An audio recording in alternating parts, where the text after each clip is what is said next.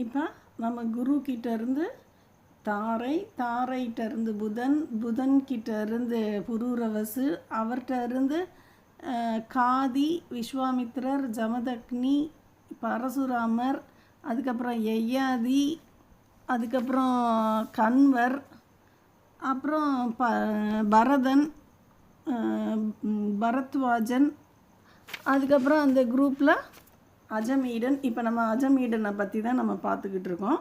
இப்போ இந்த அஜமீடனுக்கு வந்து ரிஷி அப்படிங்கிற ஒரு மாபெரும் கிரகம் அவர்கிட்ட இருந்து உருவாச்சான். அந்த ரிஷிக்கு சமவரணன் அப்படின்னு ஒரு கிரகம் அவருக்கு உருவாச்சு.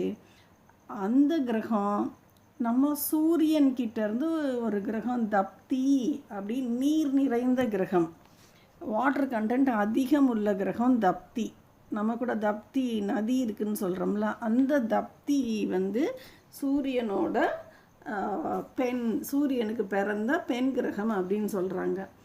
அந்த தப்தி வந்து இந்த சமவரணன் அப்படிங்கிற கிரகத்தை சுற்ற ஆரம்பிக்கிறாங்க. இவங்கள 2 பேர்கிட்ட இருந்தும் வெளிவந்த கிரகம்தான் குரு அப்படின்னு சொல்கிறாங்க.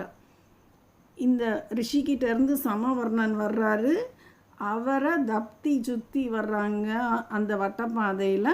இப்போ இவங்களுக்கு பிறக்கிறது அந்த குரு அப்படிங்கிற மாபெரும் கிரகம். இந்த குரு கிட்ட இருந்து நிறைய கிரகங்கள் வெளியே வருது. அதனால இந்த குரு அப்படிங்கிறவர் இருந்த ஏரியாவுக்கு பேர் வந்து குருச்சேத்திரம். இந்த குருச்சேத்திரத்தில் தான் நமக்கு இந்த மகாபாரத போர் நிகழுது. இந்த குருங்கிறவர்